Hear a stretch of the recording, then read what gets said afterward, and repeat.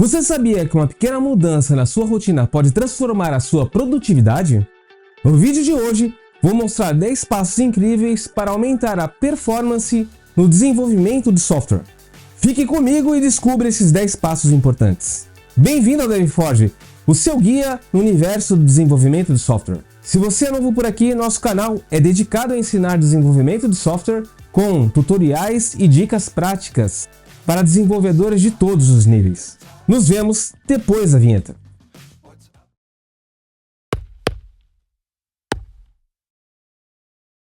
No vídeo de hoje, vamos explorar 10 passos essenciais para aumentar a performance no desenvolvimento de software. Vamos cobrir desde planejamento e organização até melhores práticas de codificação e ferramentas e metodologias ágeis. Se você quer melhorar sua eficiência e eficácia, mitigar erros de concepção e mostrar produtividade, este vídeo é para você.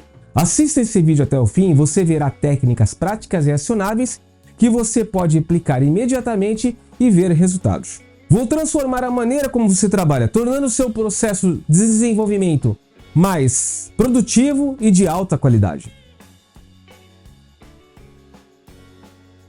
Nosso primeiro passo é fundamental: planejamento e organização. Ter metas claras e prazos definidos é crucial para qualquer desenvolvedor. Usar técnicas como Pomodoro ou metodologia GTD, Get Things Done, pode ajudar a gerenciar seu tempo de forma eficiente. Utilize ferramentas como Jira, Trello ou Asana para organizar suas tarefas e acompanhar o progresso. O segundo passo envolve seguir as melhores práticas de codificação. Aplicar os princípios SOLID garante que seu código seja modular, flexível e fácil de manter. No vídeo anterior, eu falei tudo sobre os princípios SOLID. Deixarei o link aqui na descrição. Participe de revisões de código regulares para identificar e corrigir problemas de concepção cedo. Mantenha as classes com única responsabilidade. Implemente interfaces para garantir extensibilidade e abstrações. Escrever testes automatizados é o terceiro passo. Implementar testes unitários de integração e aceitação garante que o código funcione de forma esperada e ajuda a detectar erros rapidamente. Use frameworks como NUnit, XUnit, MSTest para testes em C#. Temos um vídeo completo sobre TDD que deixarei um link na descrição também. Exemplo de teste unitário. Aqui criei um método chamado TestCalculateTotal, que criou uma instância, um objeto da classe Invoice, adicionou dois itens, um com 10, com valor 10 e um com valor 20, e embaixo eu fiz um assert are igual a 30 e executei o método CalculateTotal. O quarto passo é aproveitar as ferramentas e tecnologias disponíveis. Usar ideias avançadas como Visual Studio, IntelliJ IDEA, VS Code ou Rider pode aumentar significativamente a sua produtividade. Utilize sistemas de controle de versão como Git para gerenciar seu código e colaborar com a equipe. Temos um vídeo que eu falei tudo sobre controle de versão. Deixarei o link na descrição para você ver mais tarde. Exemplo de Git básico. No Bash, você digita git init, copy com um texto qualquer para o readme.md, git commit -m e uma observação tipo initial commit e git push origin man. Nosso quinto passo é nunca parar de aprender. Participar de cursos, obter certificações e se manter atualizado sobre as últimas tecnologias é essencial para qualquer desenvolvedor. Participe de cursos em plataformas como Coursera, Udemy ou Pluralsign.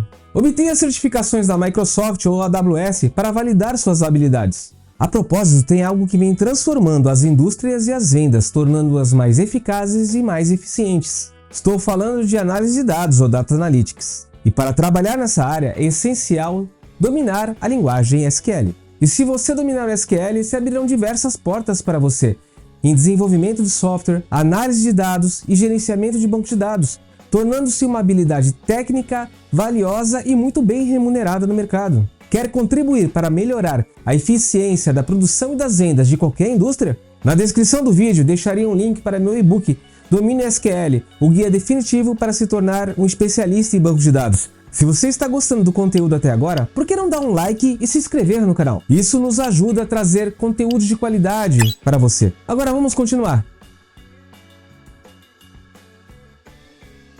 Implementar metodologias ágeis é o 6º passo. Scrum e Kanban são excelentes ferramentas para organizar o trabalho em sprints e visualizar o fluxo de trabalho. Realize reuniões diárias de stand-up, planificação de sprints e retrospectivas para melhorar continuamente.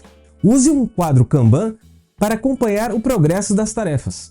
Farei um vídeo sobre Scrum e Kanban mais para frente. O 7º passo é aplicar padrões de projetos, ou Design Pattern. Eles ajudam a resolver problemas comuns de design de software de forma eficiente. Estude e aplique padrões como Singleton, Factory, Observer em seus projetos. Exemplo de Singleton Pattern. Aqui eu criei uma classe Singleton, criei uma variável estática private dela mesmo e criei uma propriedade chamada getInstance. No get, ele verifica se a propriedade Singleton já está instanciada. Se não estiver, ela cria uma nova instância dessa mesma classe. Se não, ela retorna a instância que já foi criada. Simples, não? Entrarei mais em detalhes sobre padrões de projeto ou design patterns em vídeos mais para frente. O 8º passo é automatizar tarefas repetitivas. Usar scripts e ferramentas de automação para builds, deploys e testes pode economizar muito tempo. Implemente pipelines de integração contínua e entrega contínua com ferramentas como Jenkins ou GitHub Actions. Exemplo de pipeline básica com GitHub Actions. Aqui temos um arquivo YML que contém name CI. Essa linha define o nome do fluxo de trabalho. Neste caso, o nome CI, Continuous Integration, on push.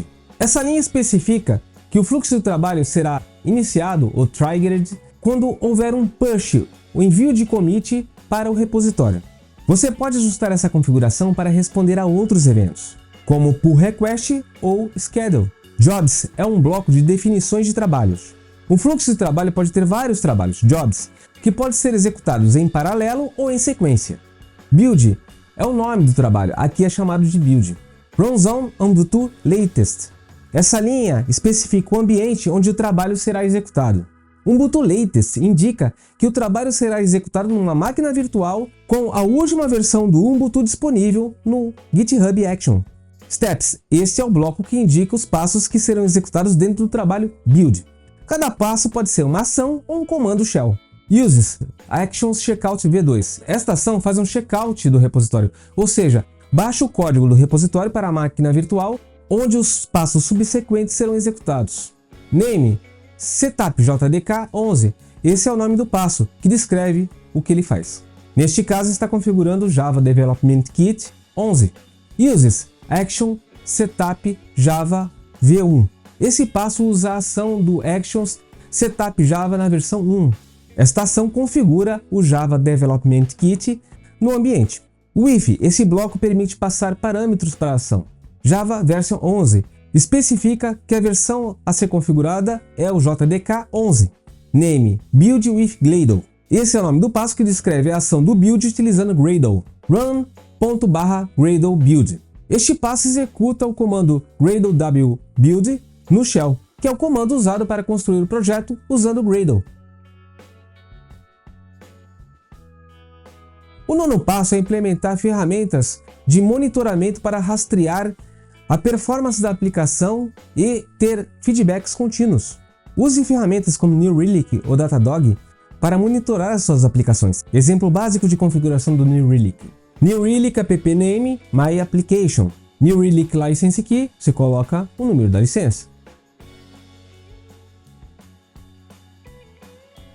O 10º e último passo é comunicação eficaz e colaboração na equipe.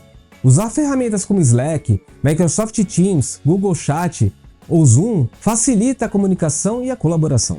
A dica aqui é criar um grupo de revisores de código.